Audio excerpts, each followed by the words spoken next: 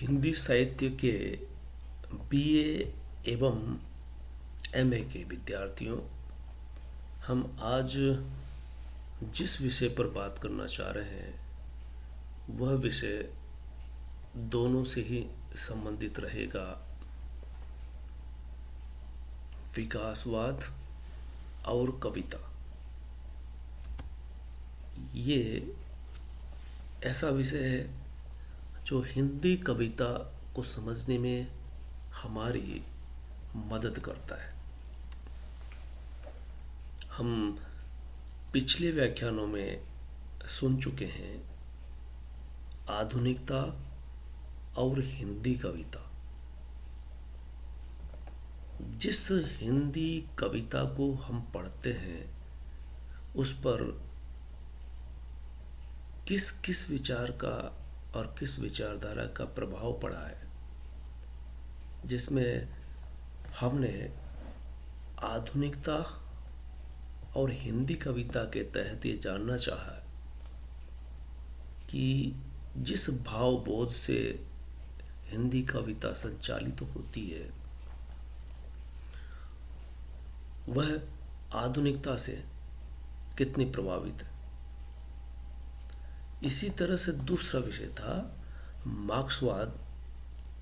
मार्क्सवाद जो मार्क्स के सिद्धांतों विचारों से संचालित होता है और उसका मूल मकसद है समानता, समाजवाद। खास करके मजदूरों को उनका हक दिलाना, इतना वो पा सके कि जिससे वो जी सके।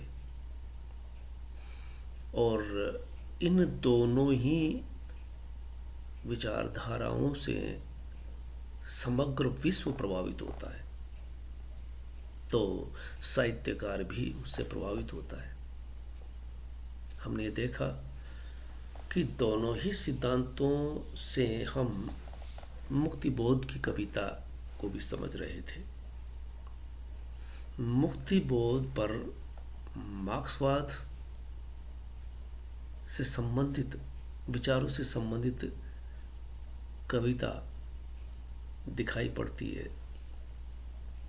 अब हम आते हैं नए विषय पर। विकासवाद क्या है, इसका अर्थ क्या है और किस तरह से ये कविताओं में निरूपित होता है। इसका अर्थ है मत, विचार और दृष्टिकोण, और खास करके व्यक्तिकरण का विकास। व्यक्ति किस तरह से विकास करता है और व्यक्ति आदिम काल से अब तक विकास करता हुआ किस तरह से आया है। और इस बिंदु पर, इस विषय पर विचार करने वाले प्रथम वैज्ञानिक लामार्क कहलाते हैं। वो लामार्क का कहना था कि जो भी प्राणी होते हैं वो जीवन पर जितना विकास करते हैं वही विकास उनकी संतति में भी परिवर्तित होकर के आता है। यानी आदमी लगातार विकास करता हुआ यहाँ तक जो पहुँचा है, उसके पीछे व्यक्ति अपनी जिंदगी में जितना कुछ सोचेगा, विचारेगा, करेगा, पाएगा, वो चीज़ें संतति में स्वतः ही विकसित दिखाई देंगी, फिर वो संतति विकास करेगी। इसको दूसरे अर्थ में यूँ समझ सकते हैं कि जो अंग विशेष व्यक्ति के जितना काम आता है वो उतना ही विकसित होता है। जो चीज़ जितनी उपयोग में आती है वो उतनी ही विकास करती है। इस विषय को आगे बढ़ाने वाले दूसरे विद्वान चार्ल्स डार्विन ने इस संदर्भ में 4 बातें कही है जो हम ठीक से समझ सकते हैं। पहला बिंदु वही है जो अभी अभी हमने सुना, पिता के समान संतति होती है। जो पिता ने जितना विकास किया है वो उसकी संतति में निरूपित होगा। दूसरा, प्राणियों में व्यक्तित्व के भेद होना, यानी हर व्यक्ति एक जैसा नहीं होगा, वो व्यक्ति विशेष का भेद भी होता है। और इस तरह से कोई भी व्यक्ति अपने जीवन भर कुछ हासिल करने के लिए जो संघर्ष करता है, वो संघर्ष विकास के काम आता है। वही विकास का एक रूप ग्रहण करता है। और अंतिम बिंदु जो है, योग्यतम ही जीवित रहता है। यानी इस संघर्ष करते हुए दौर में जो जितना संघर्ष करता है वो उतना विकास करता है। इसी तरह से आज समाज जहाँ पहुँचा है वो इसी सिद्धांत के बल पर। डार्विन ने जो कुछ कहा कि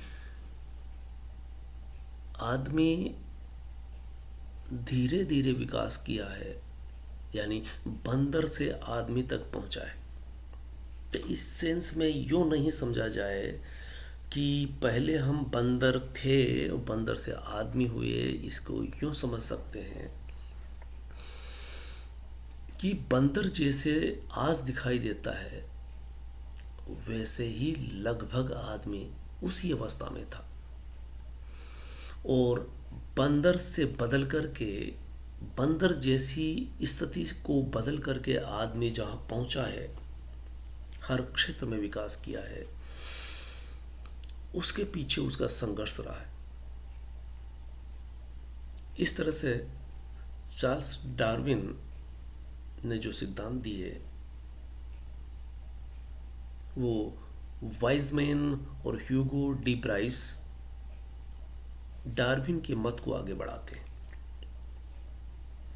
डार्विन से सहमत होते हैं, और फिर अगले विद्वान जो इस विकासवाद को आगे बढ़ाते हैं, फ्रेंच दार्शनिक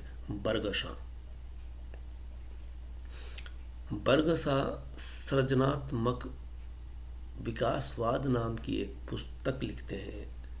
इन्होंने कई पुस्तकें लिखी, जिसमें से खासकर सृजनात्मक विकासवाद पुस्तक में विकासवाद पर काफ़ी प्रकाश डालते हैं, जिसने मनुष्य की पूर्वता क्रम से चली आ रही धारणाओं को बदल दिया। जो मनुष्य सोचता था, जिन आधारों पर चला करता था, जिन्हें को महत्वपूर्ण मानता था, उन पर सवाल उठाया गया। जैसे समाज स्थिर होता है ऐसा लोग मान के चलते हैं, उन्होंने कहा कि समाज कभी भी स्थिर नहीं होता, वो लगातार गतिशील है और लगातार विकास कर रहा है। इस सृष्टि के केंद्र में मनुष्य होता है, मनुष्य के अलावा कोई भी ऐसी शक्ति नहीं है जो इसे संचालित कर रही हो।